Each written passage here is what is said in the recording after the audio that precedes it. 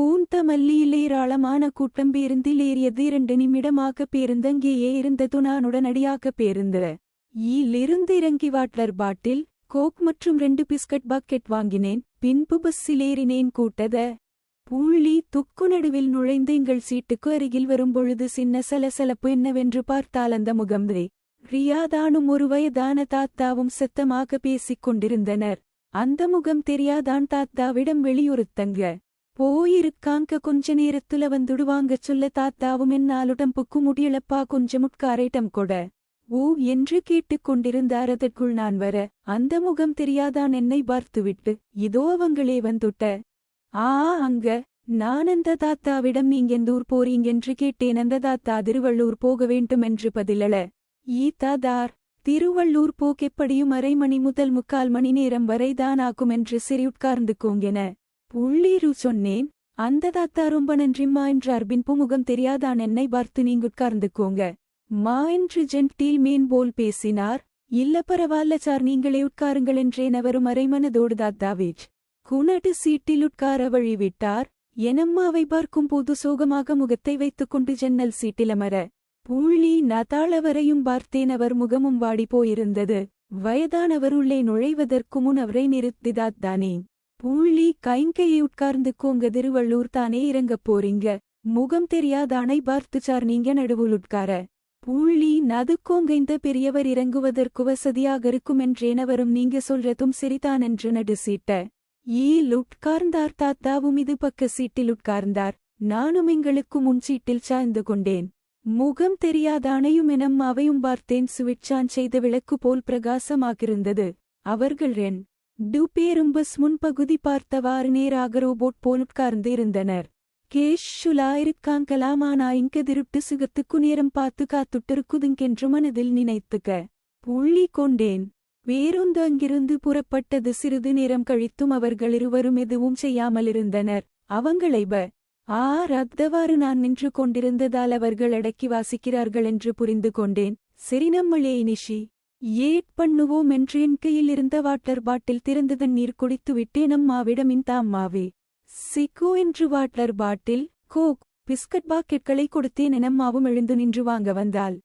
அவள் எழும்பொழுதே அவரை அம்மாவின் சூத்தின் பந்துகளை அளவெடுக்க ஆரம்பித்தது. அவள் பங்குக்கும் இனி தெரியும் இடுப்பை அவர் முகத்தில் உரசியபடியே என்னிடம் பொருட்களை வாங்கிக் கொண்டு உட்கார்ந்தாள். என் போன் சார்ஜானவுடன் பவர் பேங்க் எடுத்த என் பையில் வைத்து அம்மாவிடம் கொடுக்க வந்தேன். அவளும் எழுந்து நிற்கும் பொழுது மடியில் இருந்த பிஸ்கட் பாக்கெட்கள் விழுந்தது. நான் அவளை பார்த்து என்னமானி என்று சொல்லிவிட்டு என் போன் நோண்ட ஆரம்பித்தேன். அவளும் என்னுடையை வாங்கி கொண்டு அவள் இருக்கையில் வைத்துவிட்டு கீழே விழுந்த பிஸ்கட் பாக்கெட்களை எடுக்க முற்பட்டால் அவளும் பிஸ்கட் எடுப்ப துபோல் கீழே குனிந்தாள். அவள் சுத்தும் அவர் முகத்துக்கு நேராக காட்டிக் கொண்டிருந்தாள். அவர் நான் என்ன செய்கிறேன் என்று பார்த்துவிட்டு அவர் எனம்மாவின் சூத்தை முகர்ந்து கொண்டிருந்தார். அவளும் 30 வினாடிக்கு மேல் குனிந்து கொண்ட ஊறிந்தாள். நான் எங்கவங்கள பார்த்திடுவனோ என்று அவர் என் மேல் ஒரு கண் வைத்துக் கொண்டே அம்மாவின் சூத்தில் தன் முகத்தை தேய்த்து கொண்டிருக்கும் பொழுதே அவர் இருக்கைகளும் எனம்மாவின் இது தொடையை மொத்தமாக மேலும் கீழும் முன்னும் பின்ன மதழுவிக் கொண்டு கடைசியில் இரும்பு பிடி போல் இறுக்கி பிடித்தார பொழுதுதான் எனம்மா நினைவுக்கு வந்து இருக்கைய அமர்ந்தாள்.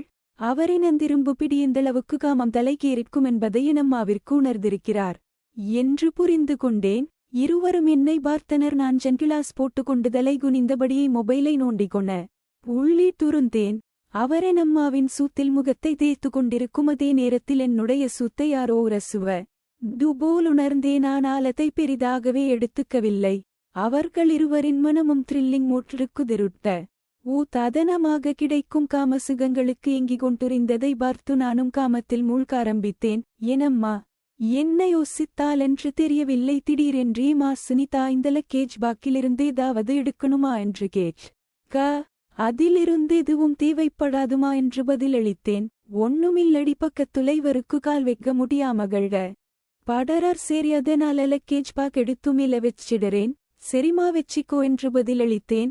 அம்மா அவர் சீட்டுக்க நேராக நின்று லக்கேஜ் பாக் தூக்கி மேலே வைக்க முயற்சி செய்து கொண்டிருந்தால் அவள் சூத்தை அவரின் முகத்தில் உரசியபடினே அன்று கொண்டிருந்தால் அவர் யாரும் பார்க்காதவாறு தன் இதுகையை எடுத்து அவள் சேலையின் முந்தானைக்கு அடுத்த லேயர் குழ்வி டூசூப் தின்பந்து களை பூவை பீல் பண்ணுவது போல் பிசைந்து கொண்டிருந்தேன் அம்மாவிடம். Madam left சைடுலுள்ளதள்ள.